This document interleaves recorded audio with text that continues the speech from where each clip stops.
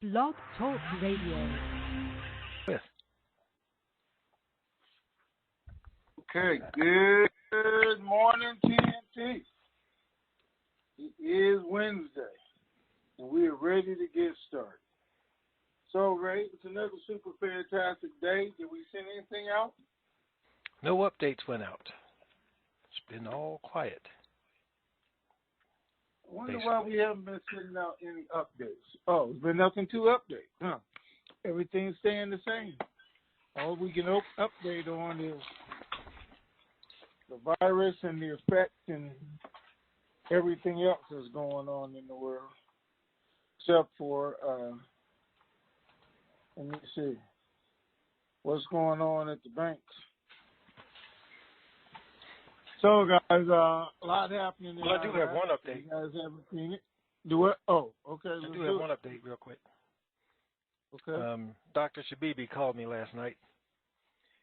We had a little bit of a conversation, but I told him I wasn't going to put anything that he was telling me on the calls, anybody, that they might not be able to accept it just yet. But anyway, April Fools. Oh, is that today? Oh, my bad. That's today. Yeah. Okay. Let's get that started. All right. Man, I didn't even realize that was today. All right, guys, yes. but I am going to tell you a now couple let's get things, serious. and then, huh? I said, okay, now let's get serious. Oh, okay. So I can tell you guys a couple of things, and you can take it any way you want it, let it go where you want it to go, and I'll explain it otherwise. So all the articles out today in Iraq saying that Safari is just wasting his time. It's wasting everybody's time. There's articles out saying that he should just go ahead and resign right now, apologize for running, because he's not going to get it. The Kurds said they're not going to vote for anybody that the majority doesn't vote for. Maliki and Amiri met with the Iranian general that came yesterday, along with another guy, all on the hopes of removing Safari. He's supposed to meet with Sadr this afternoon to talk about removing Safari and putting somebody else in. So, as far as I can see, the guy has nobody on his side except for the Americans are happy that he's there. We'll be glad to put him in. Everybody knows that they call him now the American Joker. That's his nickname, American Joker. Americans want him in there. Americans, which being Donald Trump, Pence, Pompeo, Trump made an announcement yesterday in Iraq, and they blasted it all across the country that he would like to see Zavari in that position because he is an American citizen. Now, how they thought that was going to help, I don't know. But trust me, it didn't. It's all over the newspapers. They put it on TV. Because Trump says he wants him there because he's an American citizen. Now, the people clearly said they do not want anyone with dual citizenship. Nobody. They said that in their demands, protests. So I don't know how anybody ever thought he was going to get through, period, because he does have dual citizenship. But with what they're blasting on TV and in the news articles today, probably not going to happen. Okay. So that's as far as that goes. I guess I saved some stuff for you guys. Well, I don't know. Let me think. I got to think for a minute. If I even want to go through some of this.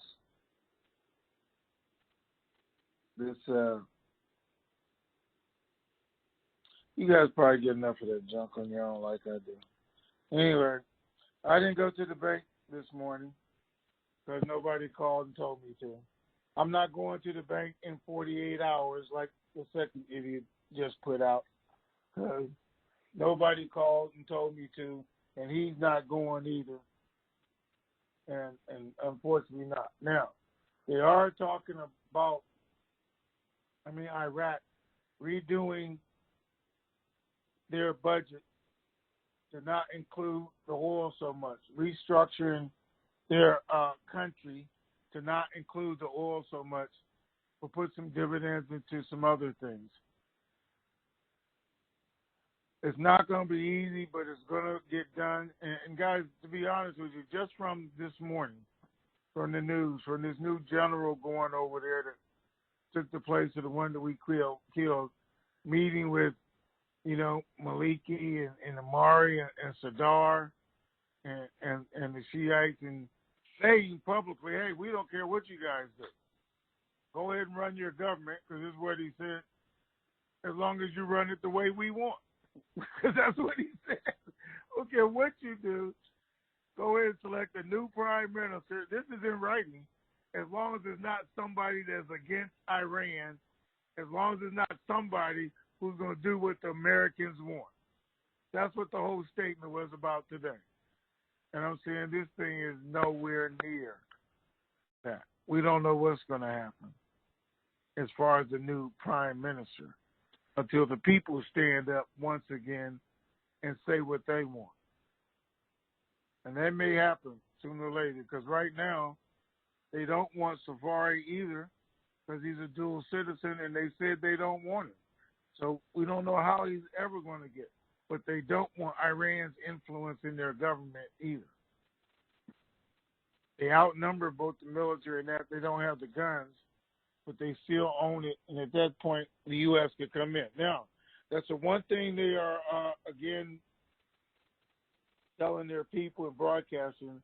Because the U.S. moved from those bases that they did, because the U.S. put up the Patriot system, because the U.S. is now flying daily over different parts of the country and the city, they're saying that the U.S. is using military power to threaten them to vote for Safari and who they want.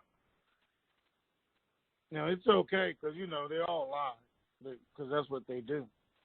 But the fact that you have parliamentarians putting out news articles and going on television and saying that, trying to get the people against the U.S. again. Now, this is where it backfired. The U.S. put in $15 million in Iraq yesterday. Wait, I think it was $15 million. Anyway, when they did, people in Iraq were in the streets blowing their horns, hollering, and celebrating, and saying thank you to America for helping them with the coronavirus. So that was a good thing that came out of it, and they can see it. So, one other thing for you guys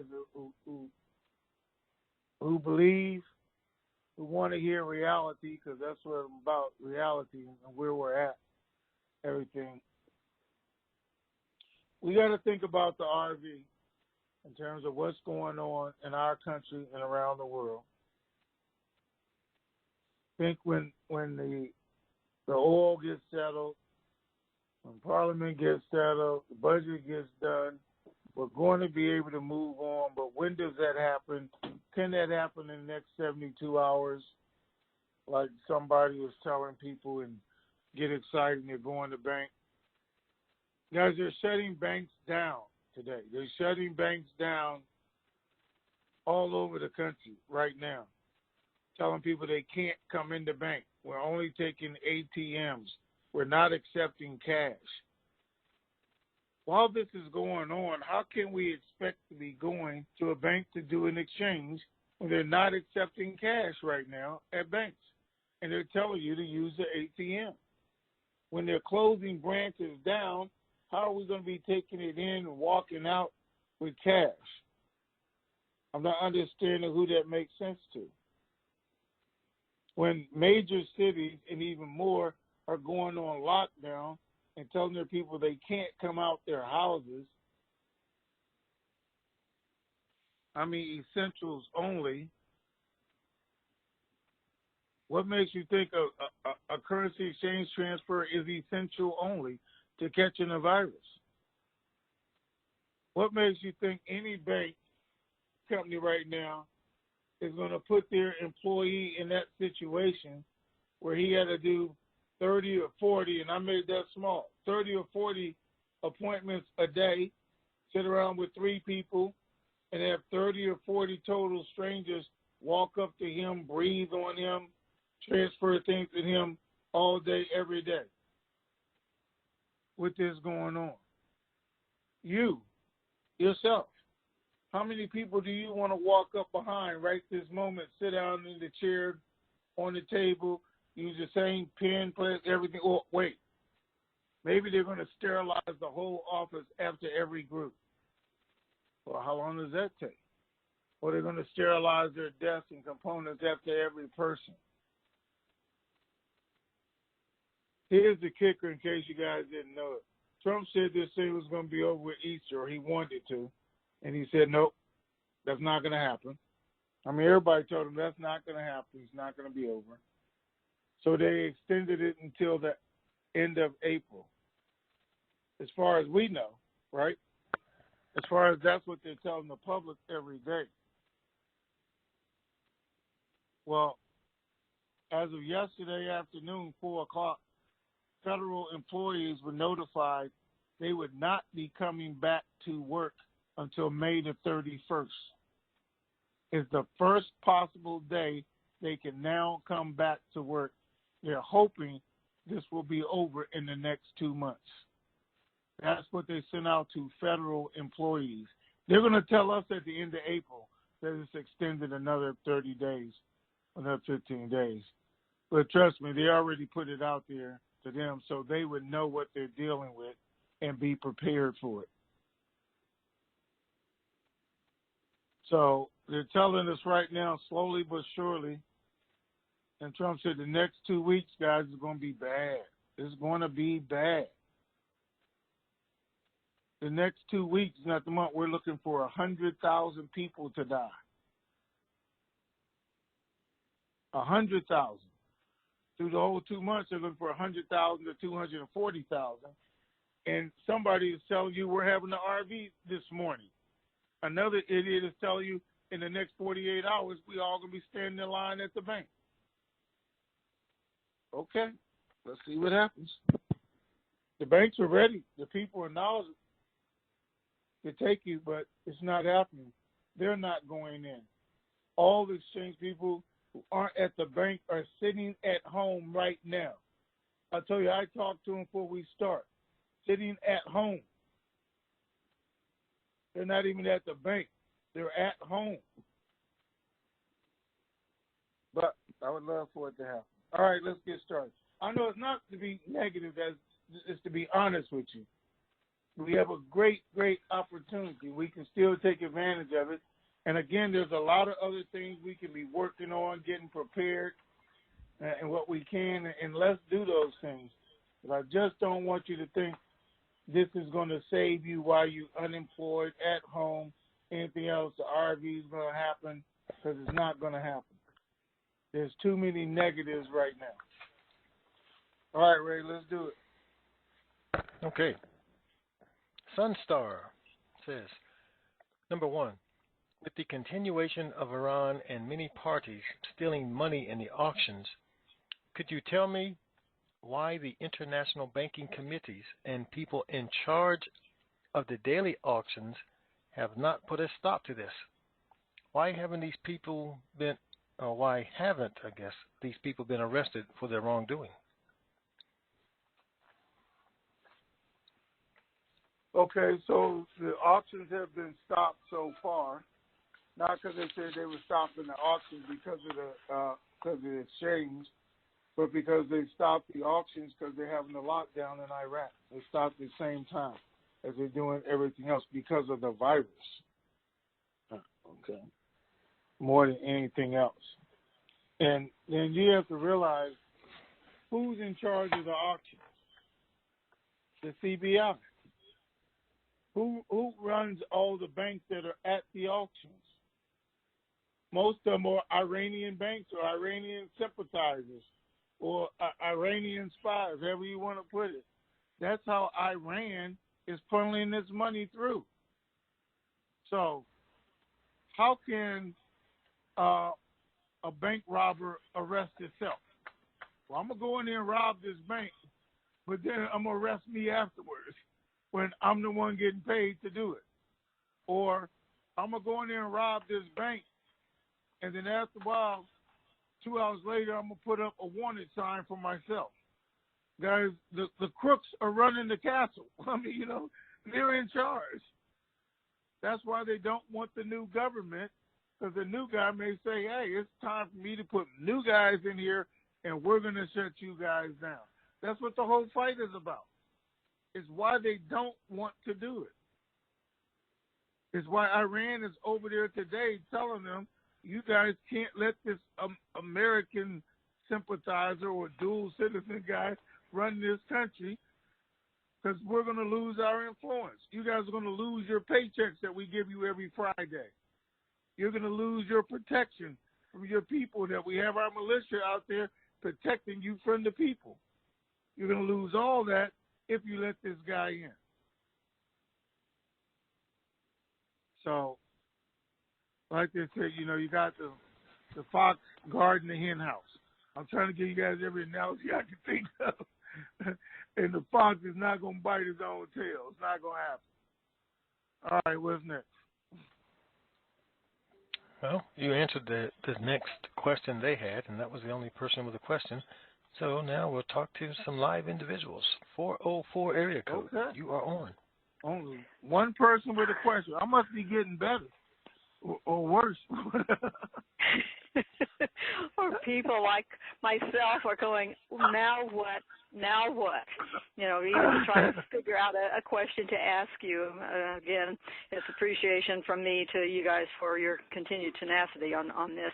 I'm intrigued with the fact that we know that the CBI, by being separate and apart from the government, and of course, there's non-existent caretaker government that seems to be ad infinitum, that they can't seem to get their act together. But are folks getting to the point where they could be saying that enough's enough? We recognize that the government is like, you know, the Three Stooges in terms of getting their act together, and that if oil continues to decline so precipitously as it has over the last week or so, that the CBI could be saying, even though the government is unstable, we need to try to, you know, plug the hole in the dike, as it were, and that they are saying we're just going to increase this, or is it to the point where they have no control, period, and it is a three-ring circus over there? Okay. So you're right about the circus. It's definitely a three-ring circus.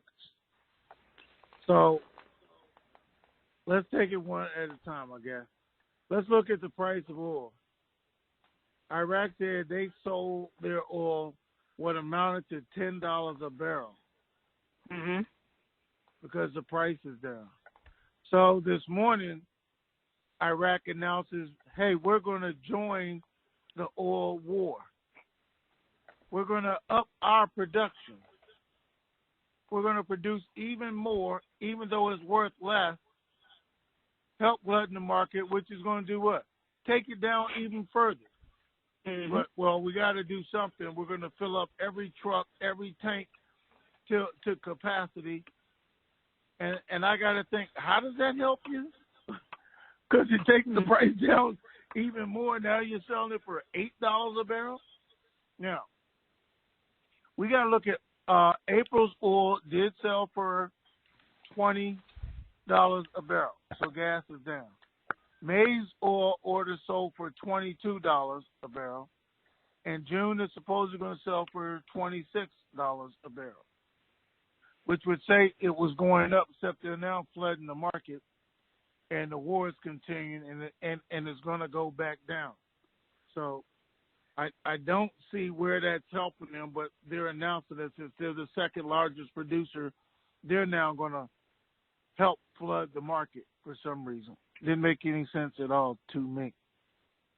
No. By doing that, they have talking about borrowing from CBI, their cash reserves, the money to pay for the April salaries. Even though they keep saying they can pay it, we're probably going to have to borrow it from the CBI's reserves. So if they borrow from the CBI's reserves, the reserves goes down, the rate of their currency goes down even further. And they're admitting that we are lowering the value of the dinar by doing this, but that's what we have to do. If they are blatantly telling us they're going to lower the value of the dinar by doing this, but we don't see another way to pay salaries, how can they revalue the dinar if they're making it even worthless than it was? If the price of oil is going down even further, how can they revalue it to any amount? And they just told us if they do this, it's going to go to 12, 13 something. That's the wrong way. That's not where we want to go. But that's what they're announcing. As long as this virus is around, it's shutting down countries, and China won't increase their orders because they need that. They need China, everybody else to increase their orders back, and they need the oil war to stop before they can revalue their currency, because there is no value. They can't set an international value of $3 or $4 just because they want to. They did it based on the numbers and the plan, and that the value was actually there based on what they're producing, what their country was doing. They're not doing that. I know there's some people who tell you guys they can just change the value when they want it. They can change it when they want, when it was worth it, but now it's not worth it.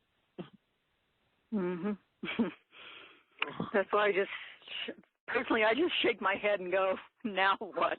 It's like, give me a break. So I really, I don't know what questions to ask anymore because it's so insane over there. It's like the insanity is just spreading throughout the world. But 10 days from whenever this all comes to a conclusion, we know that that's when we're going to be celebrating the super fantastic Pay It Forward project.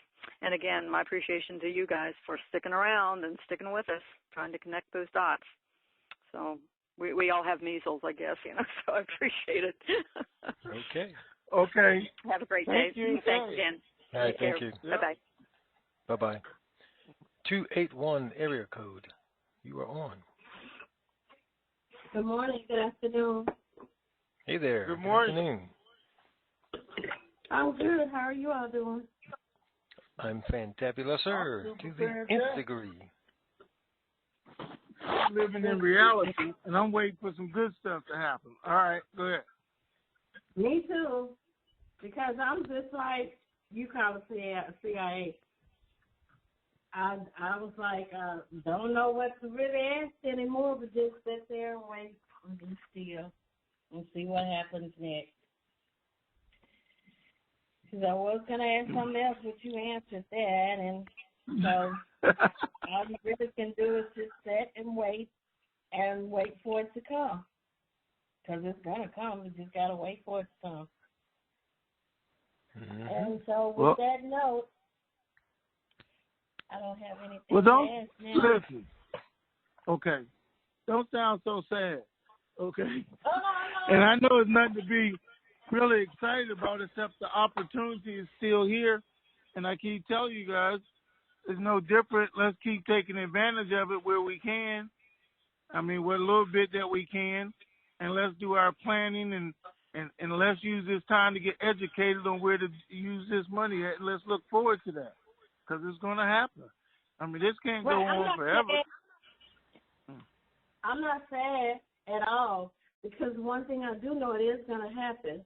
And there's no way they would have gave the people that has already gotten funding from this before now if it was not going to happen. So I'm just waiting. It's just, I mean, I was going to ask a question, which in your opening statement you talked about it, so it's nothing that I can ask. All I can do is sit and wait. And while I'm waiting, I go on the stock market. Well, not me, my husband. And we start buying. And while I'm waiting, we get more currency through the drive-through window at the bank. And they told me, they say they only taking people by appointments to come in the bank. So we go through the drive-through. Okay. So you all have a great day. All righty. Thank you. All right. Thank you, ma'am. All righty. All Bye-bye. righty. Bye-bye. I bet we didn't already answer the questions for her homie, though. Okay. Which is the next 281 area code. I'm not fooling with you today. I got questions. How y'all doing over See there? there? I'm doing good. How you doing? I'm good. I'm just driving and listening. Now, hold on. Let me make sure I got my throat right so I can ask this question. Now look here. Let's see. Now, the robbers that's not going to arrest themselves, are they wanting the market to crash over there, which is the Iranian robbers and crooks?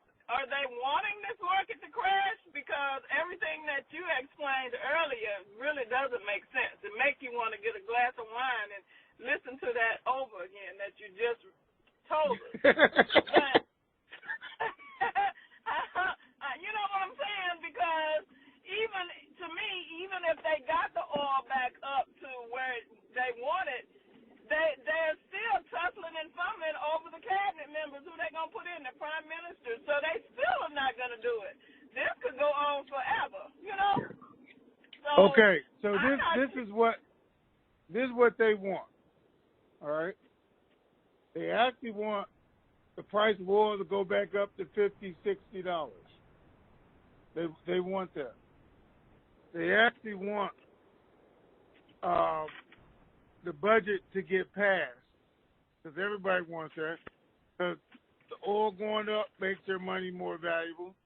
The budget getting passed means there's more money authorized to spend now, but they're only going to spend what they set the budget at. So that gives them another surplus. Their money becomes more valuable. They want their government to be settled, but with the guy they want. Why? So everybody can be satisfied. Iraq has a stable government. The price of oil is correct.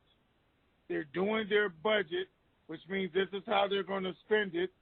And they want to make sure they stay in office to be the ones to spend it.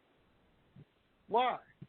Because then Iran doesn't have to worry about them still funneling money to them, because they're going to say, you know what? You know these 20, 30 companies that the U.S. put sanctions on and these guys? Well, we're going to replace them with these 20, 30 companies. And now we have to set our contracts up so we can ship even more money. And that's where the U.S. is going to steadily be catching them. And then it's whack-a-mole for real. Let's do that. But Iran can feel comfortable, whoever that new prime minister is, whoever his new parliament is, aren't going to go against everything they set up. That's what they want. Yeah, we want it, but the guy, Hezbollah, who's the Speaker of the Republic, he said Safari will never get elected because Safari wouldn't give him the 6 ministers that he wanted. Well, he wants the 6 ministers that Iran told him to go get. And Safari's saying, no, I'm not doing that, because now it's still the fox guarding the hen house. I mean, we're just going to let you back in charge and change the names and still play by your rules. So, yeah, they do want it, but they want to win everything and get it. That's all. And they think they can continue to fight this way that they can do it like that. So this particular struggle is between Iran and the U.S.? Is that more or less Always has narrowed been. down? Yeah. Yes. So, They've just been using Iraq as chess pieces back and forth. That's all. So if no one gives and the oil keeps going down for them, they're not going to continue to have enough of their whatever to utilize to do what they're getting ready to do now, which is what you explained in the beginning. So then what? Is it going to be bankruptcy at some point that they may have to file if nobody gives? And if that's the case, then everything starts over. They recognize that, though. They recognize that. But, some people do that. They say, hey, man, pay your house payment. You're going to lose your house.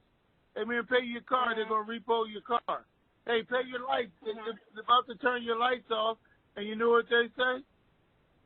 Man, I'm going down here and buy me a fifth of liquor. That's what I'm going to do. Or, man, I'm going down here and buy me these new shoes and do that. And you know what? Let them turn the lights off. I'll sleep in the dark. Let them take the car. I'll ride my bicycle. Let them take the house. I already bought me 2 extra tents. I'm just saying some people just think like that. But I'm passing by the liquor store right now. I'm going to get me some wine. I don't have time for this foolishness. But anyway, so let me ask you. So if they do, just say hypothetically they file bankruptcy, who does that benefit more than others? I know it ain't going to benefit us because they probably going to start over. Is that going to benefit Iran to the point to where what? I mean, you know what I'm saying? Okay, this is what you have to ask. You have to ask, who does it hurt? Why aren't they thinking about it? Because all these people who we're talking about, if the country goes bankrupt, doesn't mean they go bankrupt. They stole hundreds of billions of dollars. They can go back to Iran with their money. They can go to Jordan. They can go to England, take their money anywhere, and live like kings.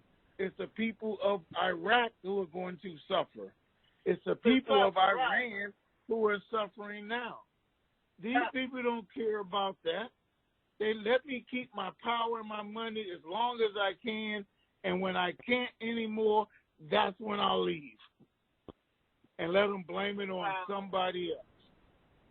And that's where so my last question is, if that's the case, all of this was based on Iraq being the centerpiece of all of this. So can the RV move forward, or it's just null and void if that happens? The other countries cannot do anything that's involved in this global reset? You know what I'm saying? Yeah, no. Again, as I always say and tell you guys, Iraq is the foundation. You cannot build a building without having a foundation. There is no substitute for a solid foundation. None. This whole plan was built with its NR being that. Now, is it possible it could still happen? Absolutely. I'll just show you a perfect scenario. Iran and Malik and them could win it all, and it all could still happen. Because now it's going on up, whether we control it or not, it has some value, and the RV will still take place.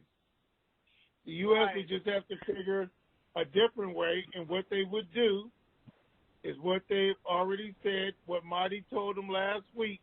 The U.S. would then put sanctions on all of Iraq and then say, hey, you want to join Iran? Let's join Iran. And we'll put the same sanctions on you, starve your city out until you decide, okay, we've had enough of Iran, and we want to do what we want to do. And that's the next battle.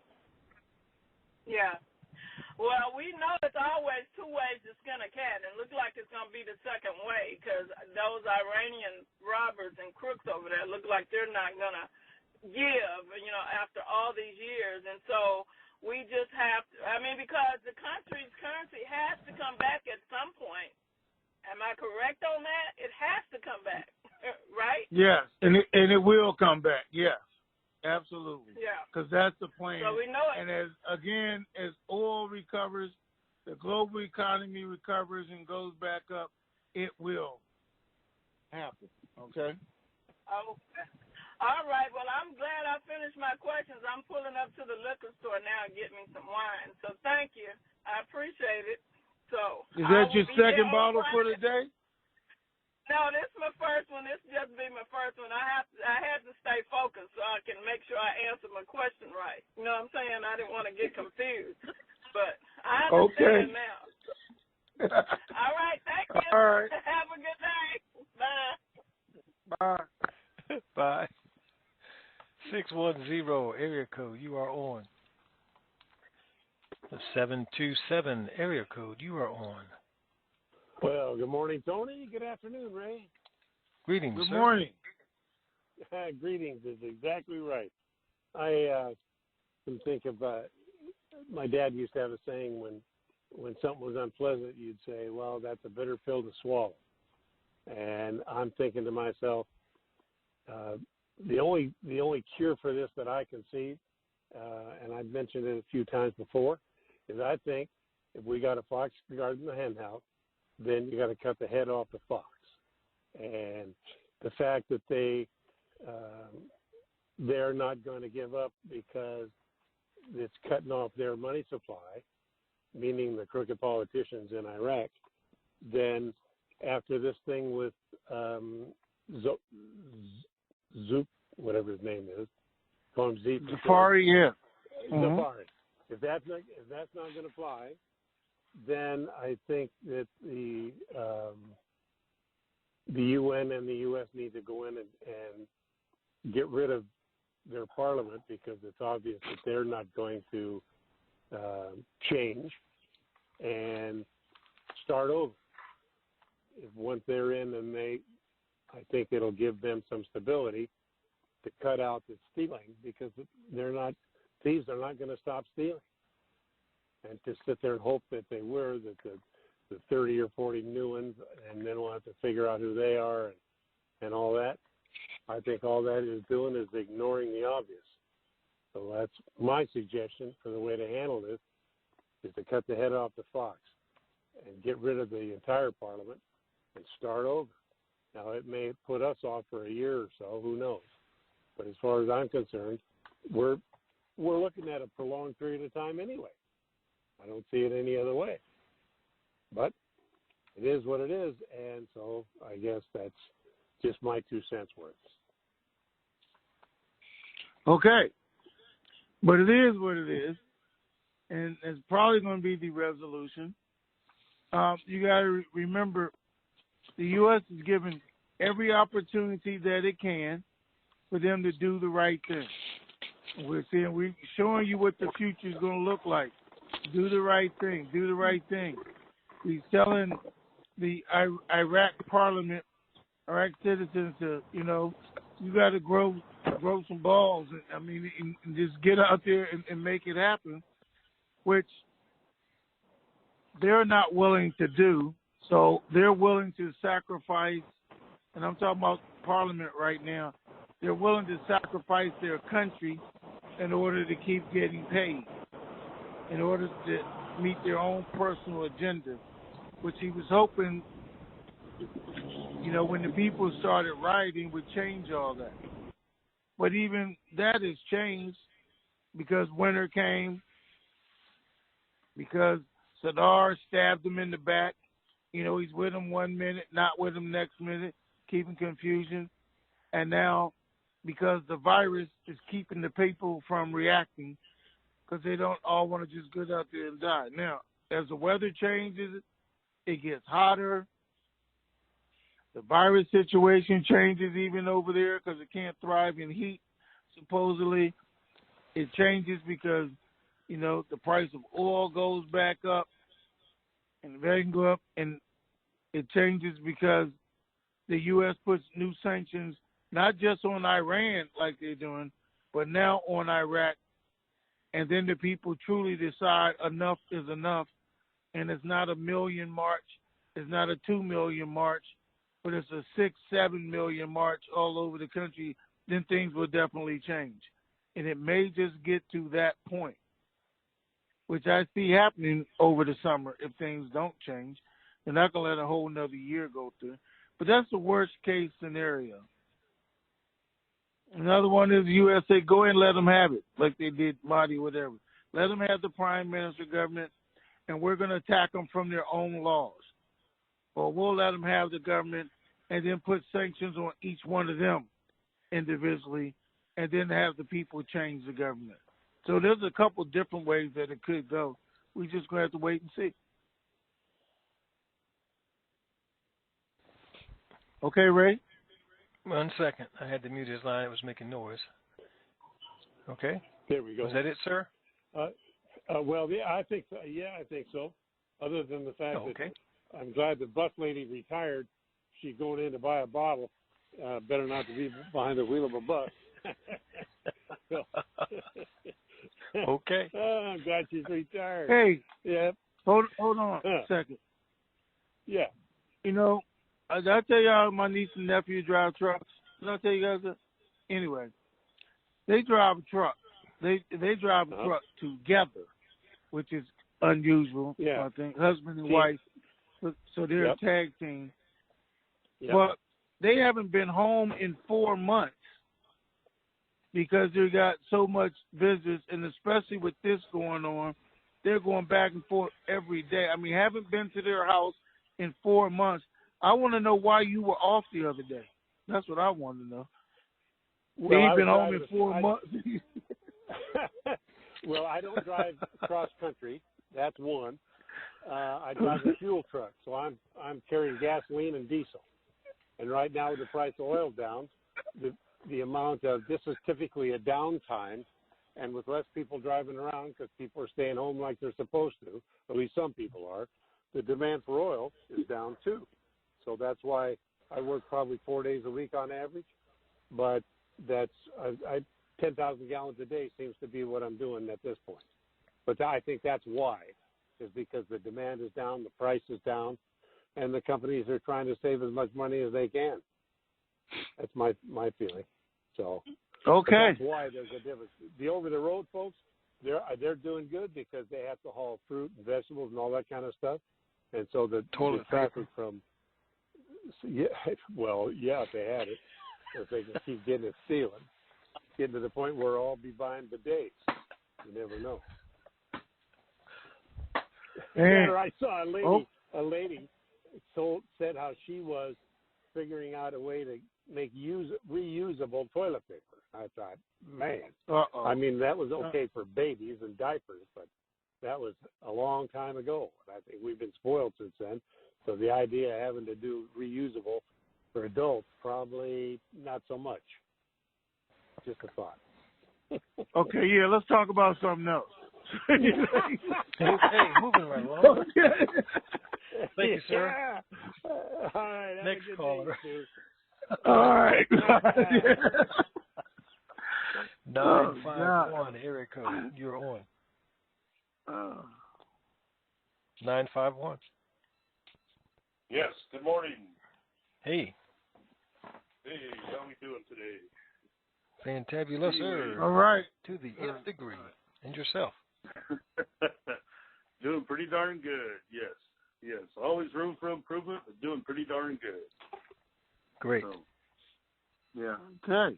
So anyway, I just wanted to double check. First of all, I'm really disappointed because I really thought this was going to go the first quarter of this year, but that's said and gone. So now we're in the second quarter. So, but one thing I wanted to ask, all the banks are ready, right? They're all compliant the way they have to be and everything. The only thing we're waiting on is like the oil, Iraq, and Corona, right?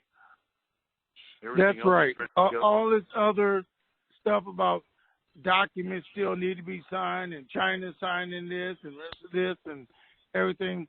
Guys, everything that the bank needs, everything that needs to make this go has been done. or what had been attempted to be done all the other times in the past.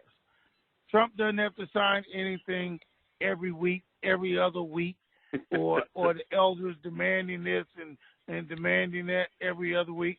And I just got some more stuff right now. I'm supposed to get the 800 numbers tomorrow. And I'm talking to Texas, which is going on lockdown. I'm talking to New Jersey, which is already on lockdown. They can't even go out the house past 8 o'clock.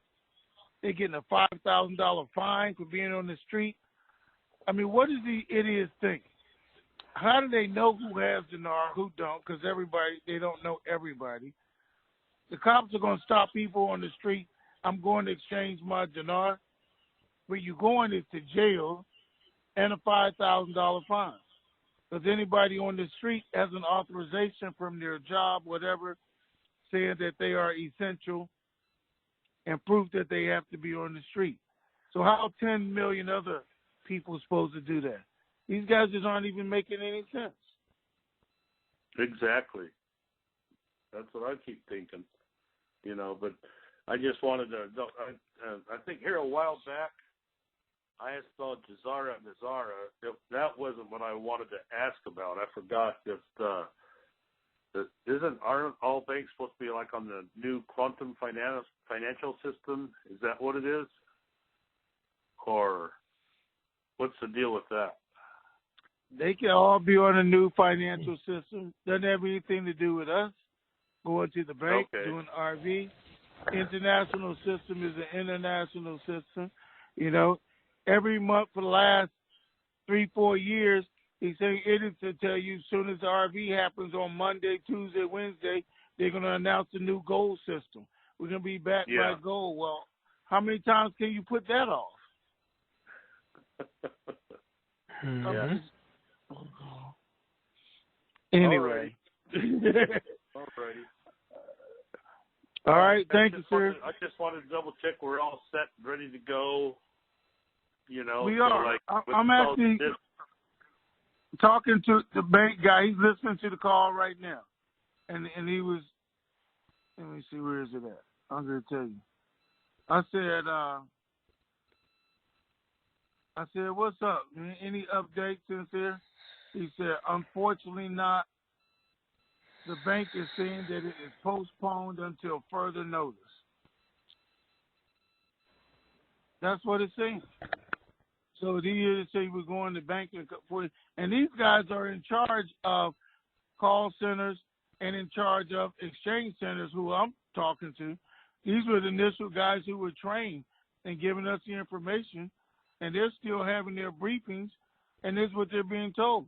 They're not being told, get your people ready, put your people on standby, make sure they all got gas in their cars and ready to bring Corona from their house to the office or from the office back to their house and infect their kids. They're not telling me anything crazy like that. Yeah. So, we wait. We wait. All right. Here we yeah. Hey, I have a couple other things I want to. I sent you that one thing from the way you guys started. Ray started the call with the April Fool's joke, and I don't know if you've done it. You probably get it a lot, but I know you guys have probably seen this too here. But obviously Ray didn't get the message here. It says April Fool's Day is canceled this year because no made-up prank could match the available, unbelievable crap going on in the world right now. I did get that from you. And then here's another good one too.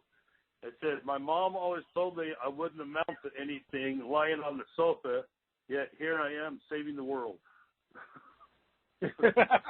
No, lying on the sofa. Okay, yeah. it's different. I like those too. But let me tell right, you guys thanks, this. Well, okay, thanks. While we talking about April Fools, so y'all don't go too far, because there's been a couple examples of people going into stores or locations and coughing and all kind of mess and saying, I'm out spreading, Corona on everybody and putting people in a panic who have been arrested and one guy was already charged with a terrorist threat. He talking about I was joking. They like, you're gonna joke for 3 years in prison because you're being charged with a terrorist threat for doing that, getting everybody in a panic. So I'm just saying, I know it's April Fool's, but be careful. That's right. Okay, Ray. Be careful. All right, 303 area code. You are on. Is this the man? Hey, you're on. Greetings, brothers Renfro. I Greetings. don't know how you do it in light of all this random chaos to keep your heads together. I'm getting to the point where I really believe this is just a travesty. I think really it would be easily explained by the dip in the price of oil, but the nonsense about the budget and the government, that can continue ad infinitum. I don't know how you could ever really look to the people to rise up and have their way forced down the government's throat. So, I mean, aren't we really looking at May, June, July for the price of oil to start going up when maybe the coronavirus contagion is over and people are starting to travel again and consume more gas? Aren't we looking at July? Okay, well, the first part of your statement is you have to remember they got ready to do this in September, October. And the only thing that has caused the change and put us where we are now as far as Iraq's government was the people. The fact that people were rising up caused Mahdi to resign. It caused 300 to leave the country back in September and October. I'm sure they're back now, but they immediately took off. So it absolutely works and will continue to work once they start building it back up again. As far as the government and that going infinite, I mean, it has to change at some time. Either the U.S. lets them win, like I said, and goes after them a different way, or the people stand up and fight and they start shooting the people in the streets, and then the U.S. can legitimately come in and take over the country again, UN, and this time do it different, but still revalue the currency, install the government, or stay installed, because it could be done different at that point. So as far as the government is looking at, yeah, we're looking for the price of oil to go up. It absolutely has to go up. And the price of oil isn't so much as, well, it started with the virus because China shut their country down. They shut down all their importing of oil and their orders, and they were the biggest importer in the world. So, yes, it affected the market. But the fight between OPEC and Russia, because I'm going to say it was OPEC and Russia, OPEC came together, said they were going to cut down the production so they could leave the price up there. Russia refuses. OPEC says, okay, but Saudi Arabia takes it personal and said, okay, if they're going to do that, then I'm going to flood the market and I'm going to make them eat that oil anyway, because that's what's happening. They're flooding the market since Russia wouldn't stop. They're not going to stop. Now, Russia could have been making money like everybody else, but now everybody's worthless. But it's hurting Russia, Iran, and now Iraq worse than it's hating anyone else. Those are the three that are hurting the most. And that's why Saudi Arabia is doing it. Do we need that oil to go back up? Yes, because that's half the battle, if not more, in revaluing the dinar. You got to remember the whole time we talk about RVing the dinar, it was based on, the RV amount itself was based on the price of oil when it RVs. When it RVs, the price of oil. So then they set the price at $3.61 when oil was at $40 a barrel. So we at least got to get back to $40 a barrel in order to get to $3.61. That's just common sense for anybody. Anybody can do the numbers. Oil has to be at $40 a barrel to get $3.61. Over that, when it was over 56, hey, they were going to have a profit in their budget, money to play with, because 56, they're making an extra, and now they're saying they're making or they're losing $1 billion a year for every dollar that the oil goes down. They're going to gain $1 billion for every dollar that it goes up. We absolutely need oil to go back up to even think about this happening, guys. It just doesn't make any sense any other way, especially for what the U.S. is supposed to get out of it, the world's supposed to get out of it.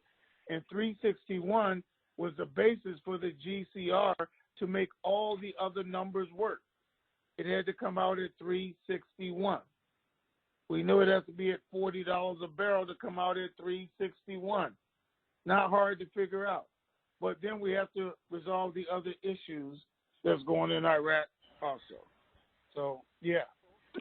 In truth, wouldn't all the oil importing countries just flood the orders to take advantage of the existing price right now? I mean, why wait for an RV? Let's buy all that oil that we can possibly put our hands on, and also into the future. Why wouldn't they all do that to keep it low? Okay. First of all, I'm glad you added into the future. It's because you have a 20-gallon tank. I can sell gas at 50 cents, but you can only fill up the tank. Then what? Okay. Well, maybe I got a reserve tank at home. Right. I don't know. That's what they're doing. They're saying that they're filling up every tank right now. They're filling up every oil truck and letting it sit in the truck right now. And they don't have anywhere else for the rest to go. You know why? Because we're not using it. We're all stuck at home. I got Every it. other country stuck at home. It's not being used. Well, let's all agree that the price of oil is the driver on this. I just really have no confidence that the influence from Iran is ever going to be removed from the government of Iraq. Isn't that a given? It is to me and you. It's going to be a fight for a long time. But so that's why we're only fighting for one position, then three positions. But to get them out of Iraq is going to be a long fight. But let me tell you how y'all can help. If everybody want to help, follow the rules.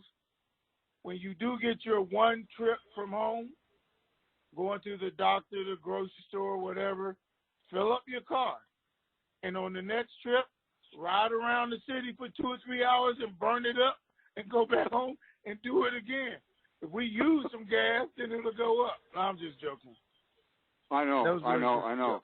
Well, really, just have to discard that mention of the budget as being a influencer. I mean, why the hell do they really care about the budget? I mean, the budget's going to be what the budget is, and the budget's not going to influence whether or not the RV takes place and is in effect. I don't understand. Yes. Okay. Because the budget is where the new rate is set. It's in the budget. CBI can change it and authorize it, but they're not going to do it until it comes out in that budget. They're not going to say we have 1196 and then change the rate and then have $1 trillion over for that budget. They already know what it's going to be, and they're going to be spending it during that year. That's part of the process. They can go back to 2019 because it was supposed to come out then, and it didn't. In 2020, they raised it up, and it was going to come out, and it hasn't so far. And they're saying if it takes till June, then they won't do it till next January. But we'll see. We don't know that. Yep. Well, I mean, how can they even take advantage of 1/12, or let's say the amount that they need to operate the government and the country of Iraq? How can 1/12 consumption of the budget that they would like it to be? How can that help? Okay, they're not. They're not using a 12th of the 2020 budget. They're using a 12th of the 2019 budget, what the rate was, and saying we're going to do that until we get the actual budget. We're going to base it on past. That's all. All right? All right. Well, I guess really we need to batten down the hatches and just not get too excited. And you're right, do some preparation for things that can be done in the meantime. hey, I think that this is at least a 60 to 90-day process before they're in the position to do this again. And I hope to God I'm wrong. I just hope to God I'm wrong. But I think that's the only realistic way you can look at it. Well, we'll know on April the 16th or 17th, so 16 days from now, either they vote him in or they don't. Either some stuff happened behind closed doors that don't, or it's a whole new world. We'll know this week. Supposedly, Russia and the U.S. are talking about the oil. Iraq is trying to broker the deal between Saudi and Russia. And this morning they come out with, well, we're just going to produce more oil like you guys are doing, which I'm thinking that shit didn't make no sense. But it doesn't help at all. Let's see what happens there. Okay. So, all right, we'll know. Well, thank you very much for your clarification. And, hey, I just wish you all the best in this hunker down period. Thanks so much. All right. Adios. Thank you, sir. All right, Ray. 1 second.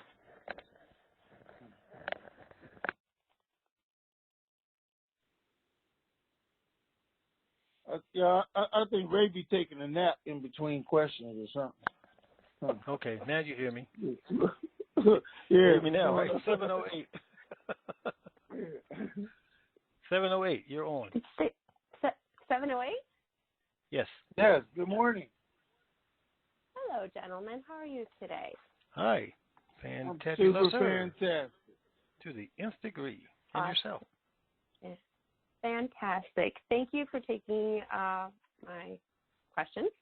I have just a clarifying question.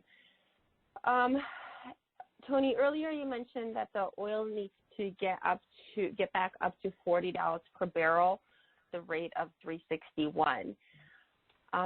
Do you feel, in your opinion, obviously, because of all the losses that have happened, will the oil have to be up a bit higher to get the same rate? No, I think to get the rate, we're going to have to be somewhere in that range, not exactly at 40, but somewhere where we were when it was 361. Mm-hmm. I think they're going to make up the deficits as they set the rate, and then oil continues to climb. That's where they will make it up at in their surplus. Okay, that makes sense. So I know there's a lot of moving variables right now with the virus, the oil, the government, and just a lot of things happening. So let's just say, for instance, when everything starts to settle down and come back, it's going to start coming down on the bell curve with the virus as it has across the pond here in the U.S. And they came to an agreement with the oil, and as the oil starts to slowly come back up, just an educated guess or whatever, how long, in your opinion, once all these things start to settle down a bit, do you feel that the oil will come back to it will take to get to $40 a barrel, like months? Okay. Years? No. Thoughts? No. You got to realize oil went down right after the meeting took place. Right after there's an agreement, oil can be at $20 one day, 25 the next, and 30 on the next Monday, Tuesday. It'll go up rapidly once the virus is gone and people start consuming, because they will agree not to produce as much as they were to drive the price up faster. So we won't have to wait 2, 3 months, 6 months, a year for oil to get back up. They will just simply reduce production and force the price back up, because they will want the stock market going back up. It was driven down by the virus and oil. It will be driven back up by the release of the virus and oil production again. So it's going to be fast. It's not going to be a long time. Okay. For some reason, I was picturing it like the stock market. It went down very fast. It's going to come up slower with the recovery. Okay. Very good. And last question, or just talk things through, because I like to talk things through. Once this starts to settle down, or starts to come back up, before we can even look at it, this is a question. If we to look at the reinstatement or the GCR, or we will have, the Iraqi government will have to obviously be somewhat stable. They're not going to say, okay, everything's starting to line up, we're just going to pull the trigger and you're going to figure it out at some point, or we're going to come in there. No, they're going to have a clear direction that they're heading in. May not be what we want, but it's going to have to be clear and stable, and not people worrying about their government collapsing all the time. It's not going to be with the people in the streets. If that comes back, it's not going to happen while they're riding, because none of the country investors are going to put their money into it or their belief into it. So the people would have to go in the streets, force the change, and get out of the streets and back to life as usual for this to happen. Or the government would have to form itself this month, next month, while the people aren't in the streets, and life go back to normal without the people coming in the streets, and they just accept it and say, okay, we got the RV, we got this, we're getting some money now, we're getting food. We'll deal with the crooks and that as we always have, as long as we can eat. As long as we got air conditioning, electricity, and that, then crooks are going to be crooks. And they know that, and they should have been prepared, and all they had to do was share a little bit of wealth with the people, and they could have kept collecting what they wanted forever. And they may realize that at this point now, and that's why they created 500,000 new jobs and changing. They're giving them all the reforms they want, or tell them they are, except replacing themselves. They said, we ain't going that far. We'll give you all this, but we're not going to let you replace us. That's where we draw the line in the sand. But the people could actually live with that if they got everything else they wanted. So we'll have to wait and see if that happens over the summer when there's no virus, when they could be, in the streets, or when the price of oil has now come back because of all the agreements. That's going to be the typical point. Because next year, guys, whether you're listening or not, paying attention or not, they're looking for the virus to happen again next October, September, or November, December, like when Russia first discovered. Because it's going to be like the flu. It's going to be a winter virus now. But we're going to be better prepared. Hopefully the world's better prepared, and we won't have this meltdown. But in order for us not to have it, we've got to build up during this summer and this spring. So we'll see. Very interesting. Thank you. Do I have time for just one more question, or do we want to move on? Nope, go ahead. Okay. If the worst case scenario, like what would happen if Iraq were to file bankruptcy or will go into bankruptcy? What's the worst case scenario if Iraq goes into bankruptcy? Mm-hmm. The worst case scenario is we don't have the RV. Nobody agrees on it. Now, you got to remember, during the Paris Agreement, everybody already forgave Iraq their debts, 80-90% of their debt. And now they're giving them money, and then they want to file bankruptcy. We're a little shaky on that. I think, again, even if they filed it, went through it, to reset everything in order for the investors to have any faith or confidence in the country itself or in their leadership. It's just my opinion, though. Thank you. Thank you. I appreciate you. Thank you. Okay. Have a great day. You too. Thank you for everything that the both of you do. All right. Thank you. 918. You are on. Hello, Ray and Tony. Hello. Hey, good morning. How are you? Good morning. Good morning. I would like to say hello to all of my fellow Denarians hunkered down in their underground bunkers Covariant virus proof worldwide. Okay. And I would like to say hello to our American Space Force and to all the UFO pilots worldwide. Okay. All right. And you have a question? I do. I have two questions, if I might. All right. Okay. This is for. I must say, Ray, it was a pleasure to meet you in person at one of your outings, and okay. You're shorter in person than you are on radio. And okay. I don't know how you accomplished that, but I thought this voice sounded familiar, but it was my pleasure, and we thoroughly enjoyed it, and it's very educational. This question is for Tony.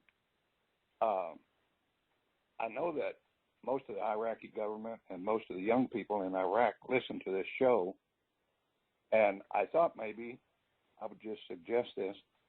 Question number one, that could we have a program or two and discuss sovereignty and educate the young people and the politicians what that actually means to them?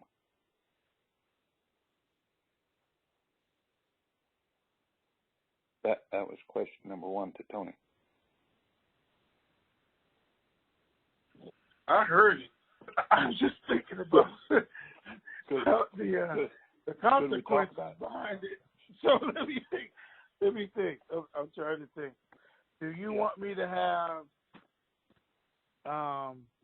somebody from over there come on the show and we discuss? No, they don't know what sovereignty is. We need to educate them who they are and what happened to them when they become a sovereign nation.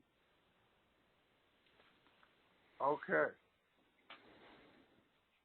It's either that or rename their country West Iran. I'm trying to think of how to do what we're doing because, even from the beginning, I said, let's just get the RV done. I just want to get it done. And those people didn't know what was happening. And, my guys over there tell me about it. I had one of my, and because you obviously know because you said it, one of my CIA guys, when he was over there, and he's the first one told me he was laughing. He said, I went in the cafe, and they're all huddled around all these computers, and they're listening to you. He said, I just broke out laughing. Like, oh, my God. And I'm thinking, well, okay, that's a good thing, as long as they're listening. But I never really wanted to get political. I have a couple of the royal families, or they want to call them, who actually do listen to it, have listened to it, both in country and out of country. But they have never asked me, has never asked me to actually try to influence the people or educate the people in any way other than the RV. So I got to think when I do that, then, the SUVs might pull up. I might get the phone calls again that I was getting saying, hey, wait a minute, that's not what we want at this time. Or we don't want you involved in that part of it. So that's why when I said I was thinking about it, I'm thinking, well, how would I do that? And what would be the consequences if I did that? So we have to give that more thought. Well, let's just don't do it, but we could discuss what sovereignty means among ourselves. And just let them overhear us talking, right? I know exactly what you're talking about. Okay. But believe me. Question number two, Tony. In all seriousness, that was just a side issue. I never hear any talk about the Iraqi military or the police department who enforces what the government needs enforced and what the local citizens need enforced. I never hear any talk about their police departments or the military. Are they non-existent in Iraq? They are existent. So here we go. We have the Iraqi army. We have the Iraqi police force. And then we have the different branches of the militia. So, you know who police around the world are for? Police are there to keep honest people honest, because that's who listens to the police. Honest people. They pay attention. Crooks don't pay attention to cops. They don't care what they say. They don't care what they think. Okay, all right. Terrorists don't pay attention to cops. So what? I'm supposed to follow the law and blow you up? How do I do that? So you got to remember, over in Iraq, they have police, but they're only there for the honest people. The militias, the different groups, and you know, for years, they go in there and kill the entire police force. They have. They blow up police stations. They kill the politicians when they walk out the front door of their house in the morning to get in their cars. They don't care about that. Now, the army, the Iraqi army, does not go and track down the militia because they're all backed by Iran. So who's going to go stop them? And they know that. They have the power to walk up and down the street and do what they want. They say, that cop, he's only in charge of you. He ain't in charge of me because he's not ready to die yet. And that's just how it is. You know, E.D. Doc was talking about cutting the head off the fox. Well, I don't even think they have a knife over there, let alone someone to it. Right. They don't. And that was the argument today. The militia was saying, if you get the U.S. out of Iraq, put them out, we can put our guns down because we won't need them. Now, that's what they announced this morning. We can put them down because we won't need them if you get the U.S. out. The U.S. isn't going anywhere, so they're going to be there. The U.S. is saying, Iraq, you need to take control of your government, take your army that we trained, and get all of the militia out of Iraq. That's what we're telling. That's what we want the new guy to agree, that the militia has to go and that all of these citizens have to turn in their guns. That's the crux of this argument, guys, besides who's in charge of the money. That's what's going on. Okay, thank you for expanding on that. And then my last comment or question is my strategy for my RV, even if Iraq RV's at $20 a barrel, I'm going to exchange 1 million dinar at any rate and stay hunkered down until oil goes back to $50. Okay, which is a good strategy. Don't spend it all at one time if it's not there. But remember, once we start, we only have 2 years, and this currency becomes no good. Okay. Thank you for that. All right. And God bless Ray and Tony and the Darn. All right, thank you, sir. All righty. Thank you, sir. 972. You're on. Hey, fellas, Danny in Dallas. Hey, Danny. Danny, how you doing? Oh, I'm painting a door trim outside. The sun burst out. I'm expecting rain tomorrow, so got to make it while it's dry. Boy, let's see. 2 times ago, I asked you to encourage me. So much for that, huh? Yep. We're doing all right here. I told you I paid $1.35 for gas. I had to go about 75 miles to do it. That wasn't my purpose, but that's where I wound up, and there wasn't any way I was going to turn that away. The community close to me here is doing well. I've seen people that I hadn't talked to in a long time, and we talked from 6 feet apart. You know, that's okay. I met one fellow the other day, used to be a contractor here, and he's kind of a rude dude. And if anybody was not going to maintain that 6 foot, it was going to be Jim. Well, Jim was keeping 6 foot away, and I said, well, listen, I'm impressed. You kind of a renegade. Why are you doing this? Why are you avoiding shaking hands? You're bumping elbows and things like that. Why are you doing it? He said, oh, don't pay any attention to that. I ran out of toilet paper 3 weeks ago, so I'm just kind of being courteous. And then I thanked him again for his courtesy. And then we went on to talk about other things more important. Okay. Here we sit. Yeah. Here we sit. I don't have anything except I guess I could report on the current oil pricing. It's hovering back and forth between $20 and $21 on the market today. I guess I'm resolved. I better find another door to paint for tomorrow and just keep it rolling. Okay, Danny, let me tell you something. Yes, sir. I paid $2.85 for some gas yesterday, which I was absolutely thrilled about. Okay, I said $2.85, man. Look, so look, yeah. But on a sadder note, I want you to know that my daughter has a friend in Texas, and one of his good friends is 34 years old. 34 years old. Yeah. On the 26th of March, he found out he had coronavirus.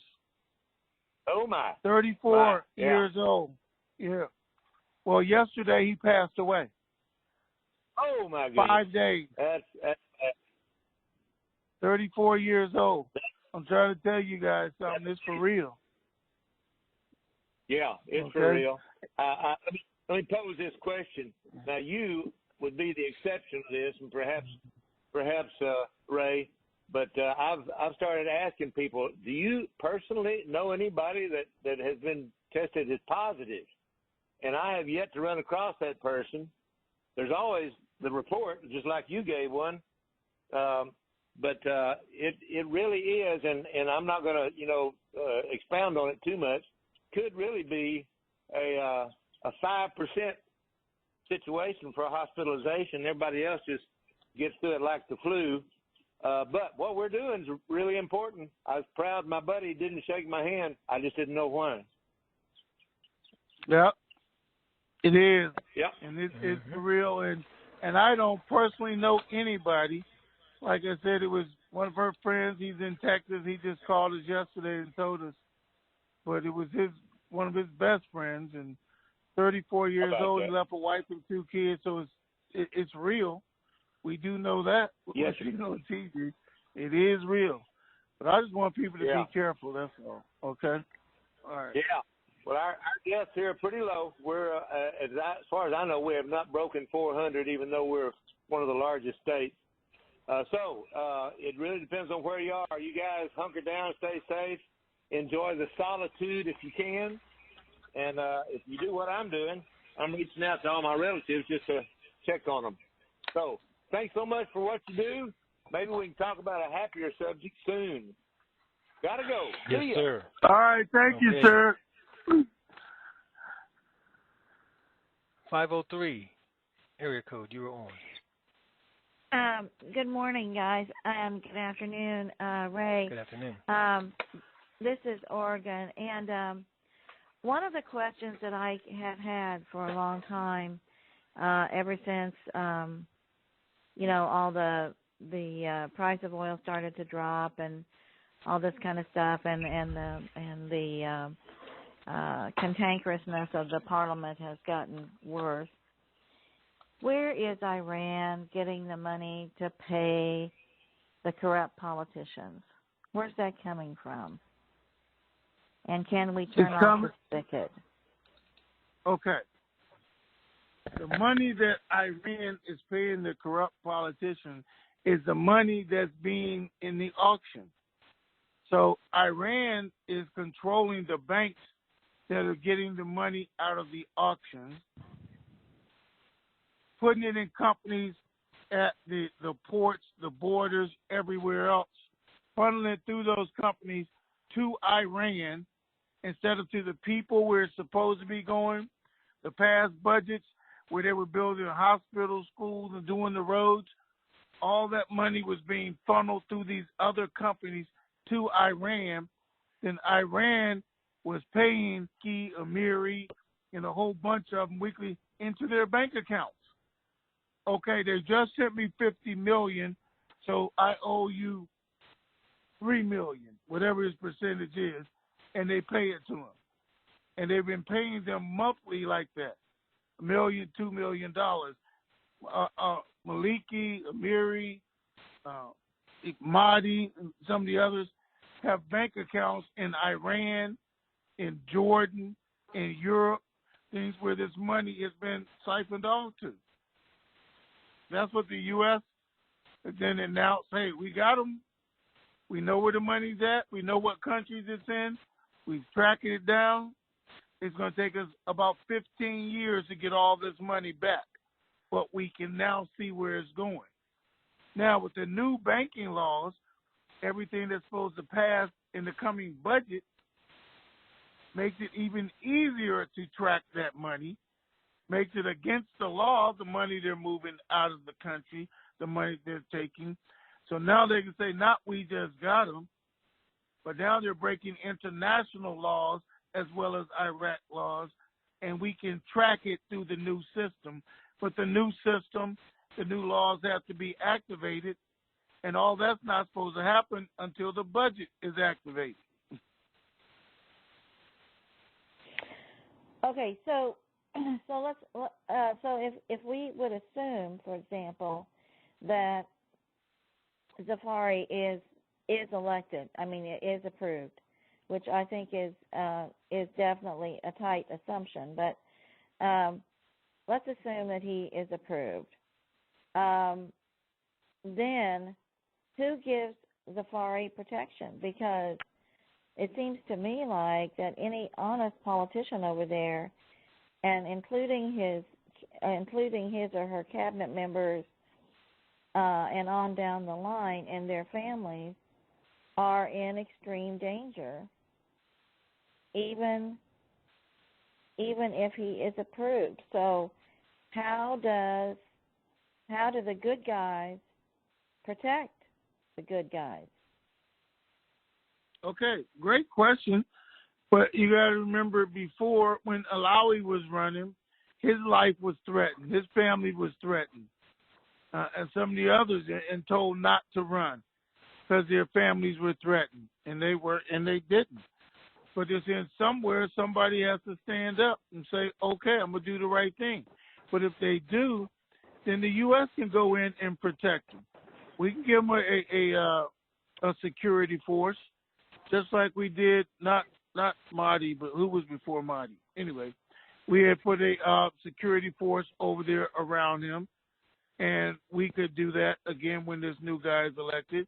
And if he does it strong enough and he has the right parliament members, then things can start to change, because then all he has to do as the new prime minister is request that the U.S. government do this, the U.S. military do that, U.S. military move into these locations.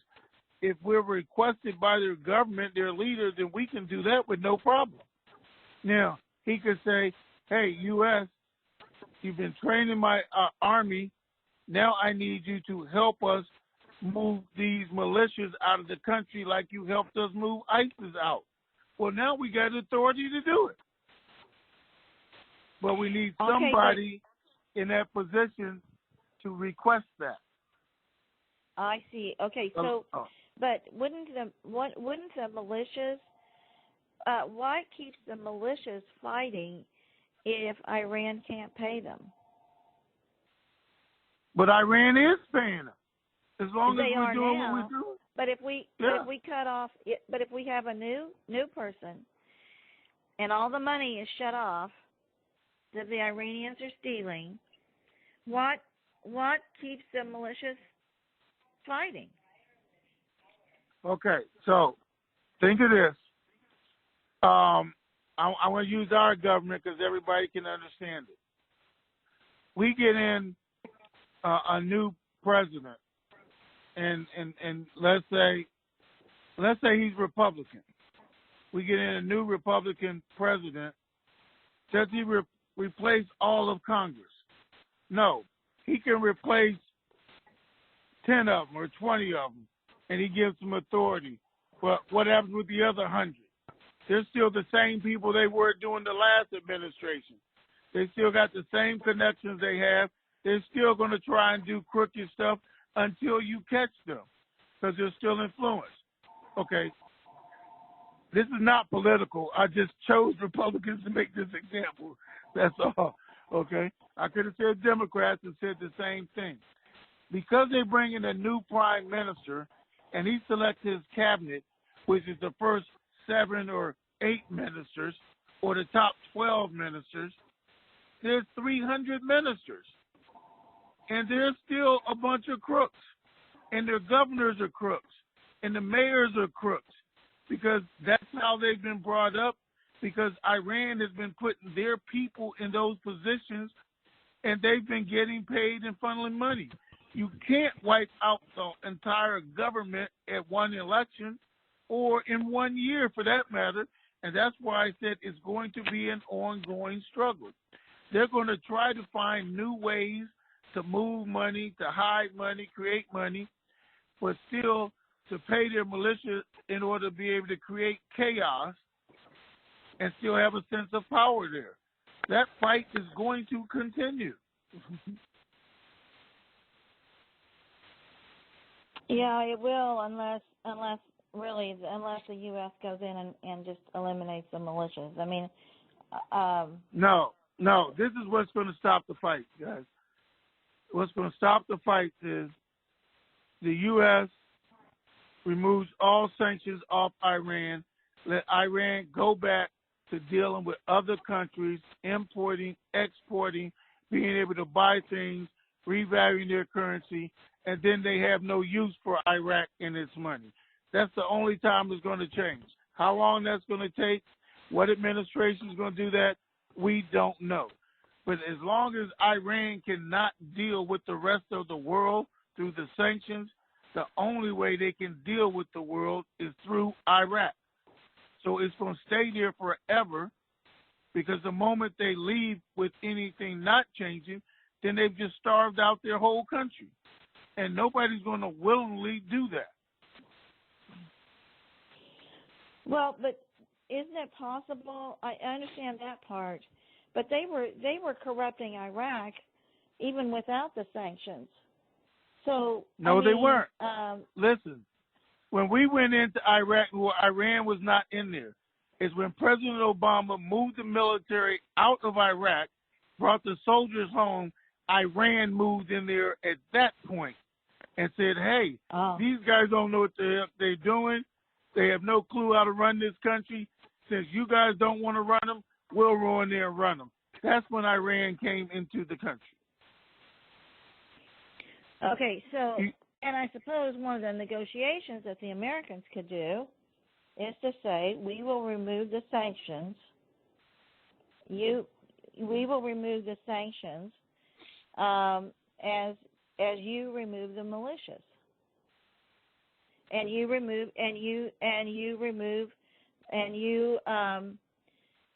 you stop funneling money to crooked politicians.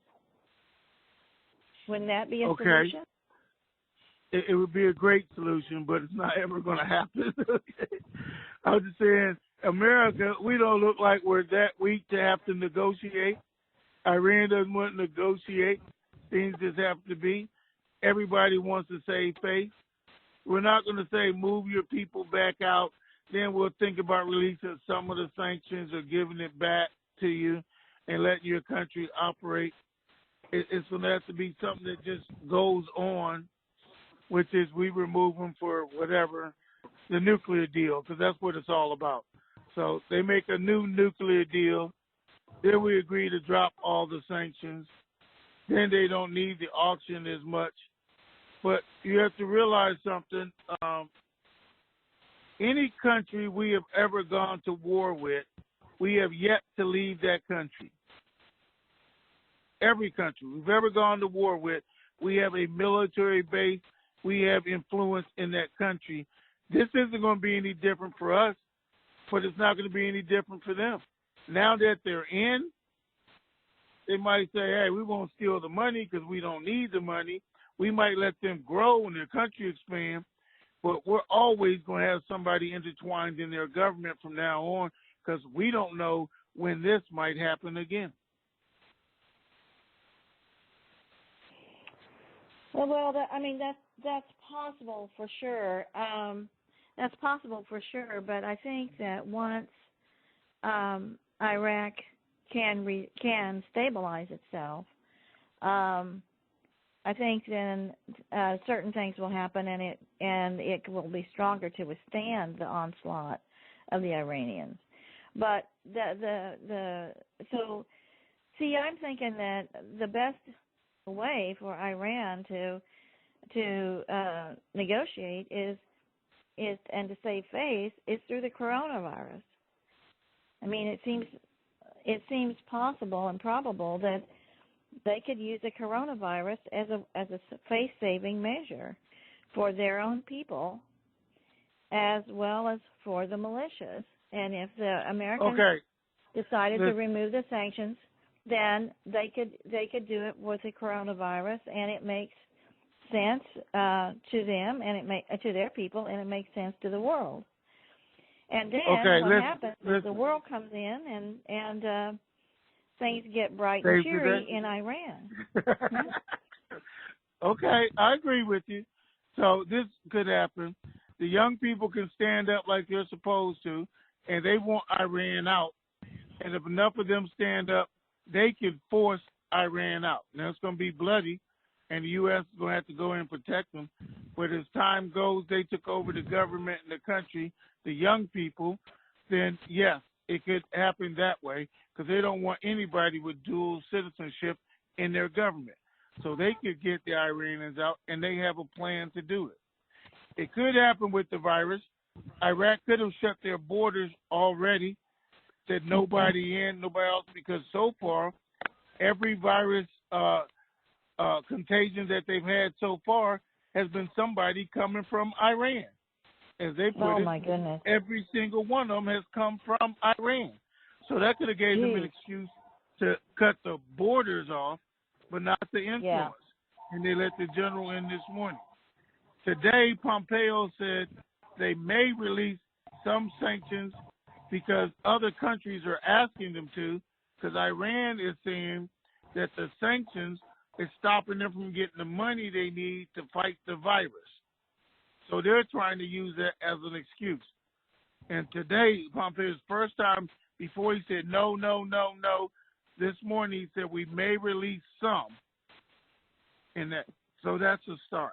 So we have to see where it goes from there. Okay, I got to go. You make me work too hard. Thank you very much. All righty. Bye-bye. All right. Love you. Thanks. All right, sir. Great question. Great question. That's it? That's it. Woo, man. It's time to wrap this one up. Ray making me work today for real. So, anyway. All right, guys. We know it's a difficult time, difficult world. But the truth of the matter is we're still winning. You know why? It's very simple. We're still in it. So we're still winning. We're just waiting for the day to come.